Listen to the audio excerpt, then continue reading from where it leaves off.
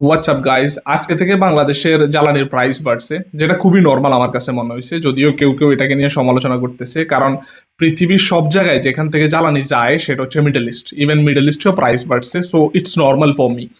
But এখানে বাংলাদেশের এই সংকট কেন আসছে, লেটস ব্রেক ইট ডাউন।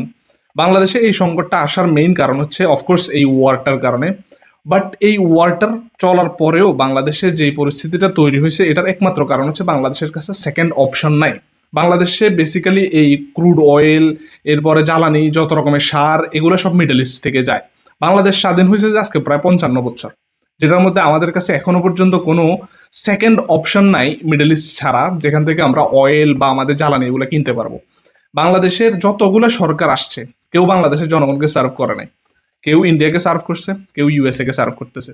এবং কি বাংলাদেশে যতগুলোই ডিসিশন নিতেছে, কোনো ডিসিশন বাংলাদেশের জনগণের জন্য নিতেছে না।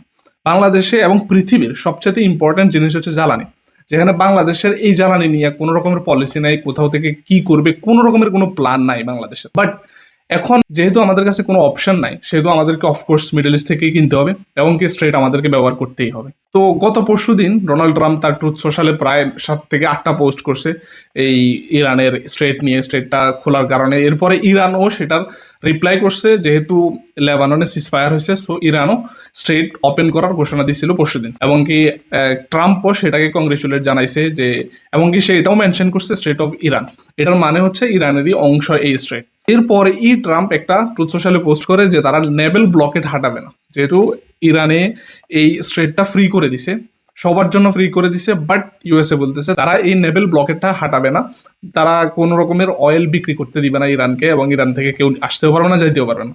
তো ইন দ্য মিন টাইম সেটার রিপ্লাই হিসাবে ইরানের আইআরজিসিও বলে দিছে যে আবার এটা আগের মতোই কন্ট্রোলে আইআরজিসি নিছে, এটা কোনো ফ্রি নাই। তো ইরান যেখানে ডেজিগনেটেড দুইটা ওয়ে দিছে, দুইটা রাস্তা দিছে ওখান দিয়ে যাওয়ার জন্য, আসার জন্য, এবং কি তাদেরকে টোল পে করতে হবে, ওয়েদার এটা চাইনিজ কারেন্সি, ওয়েদার এটা বিটকয়েন, অর ওয়েদার এটা তাদের ইরানিয়ার ওন কারেন্সি হোক। তো বাংলাদেশে কেন এখান দিয়ে আসা যাওয়া করতে পারতেছে না? বাংলাদেশ হচ্ছে এমন একটা কান্ট্রি, তারা গণায় ধরে না এটাকে। তবে বাংলাদেশ চাইতেছে সেখান দিয়ে ফ্রি আসতে, ফ্রি যাইতে, যেখানে পৃথিবীর বড় বড় দেশগুলো সেখানে খাবি খাইতেছে যে এখান থেকে আসা যাওয়া নিয়ে। বাট বাংলাদেশ চাইতেছে ফ্রি খাইতে। কেন বাংলাদেশ এটা ফ্রি আসা যাওয়ার জন্য চাইতেছে? এটার একমাত্র কারণ হচ্ছে, যখন কিছুদিন আগে আমাদের ইন্টারিম গভর্নমেন্ট ছিল, ইউনুস, আমাদের নোবেল লরিয়েন্ট ইউনুসে একটা ডিল করছে ইউএস এর সাথে, বাংলাদেশ এমন কোনো ডিসিশন নিবে না যেটা ইউএস এর ইন্টারেস্টের বাইরে, বাংলাদেশ কোনো ডিসিশন নিতে পারবে না।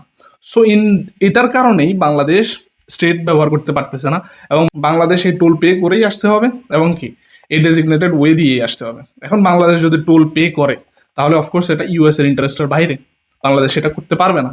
তো বাংলাদেশ যদি টোল পে করে দেয়, তাহলে বাংলাদেশের উপর স্যাংশন আসবে, এটা আসবে, সেটা আসবে, সেই কারণে বাংলাদেশ এটা করতে পারতেছে না। এবং বাংলাদেশের ফরেন পলিসি এত নিচে নেমে গেছে যে একটা দেশের, আমরা একটা স্বাধীন দেশ, আমরা একটা স্বাধীন সিদ্ধান্ত নিতে পারবো না, সেখানে আমাদেরকে অন্য কারোর ডিসিশনের উপরে আমাদেরকে ভিত্তি করে আমাদের ডিসিশন নিতে হবে।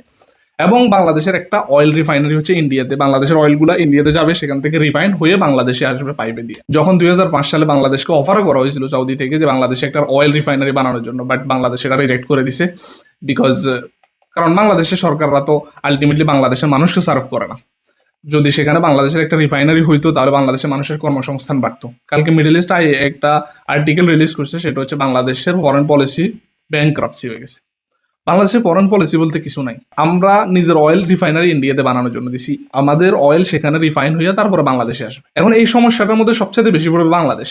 এখন এমন পরিস্থিতি তৈরি হচ্ছে যে সিজফায়ার অল্প কয়েকদিন আছে, যদি সবকিছু ঠিকঠাক না হয়, তাহলে বাংলাদেশকে সেখান থেকে টোল দিয়েই আসতে হবে। ইন্ডিয়ার ভেসেলগুলোকে স্ট্রাইক করা হচ্ছে, যখন তারা এই স্ট্রেট অফ হরমুজ দিয়ে আসবে, ফ্রিলি আসতে দিবে না, তাদেরকে টোল পে করেই আসতে হবে। ইন্ডিয়া আরো বেশি ক্লোজ বাংলাদেশ থেকে ইউএস এর সাথে, তবে ইন্ডিয়া টোল পে করেই সেখান দিয়ে তাদের ভেসেল নিয়ে আসছে।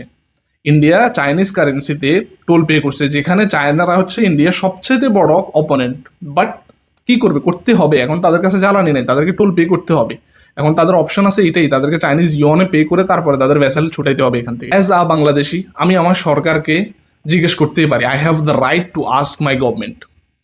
সেখানে আমি কোনো দলের প্রধানকে জিজ্ঞেস করতেছি না।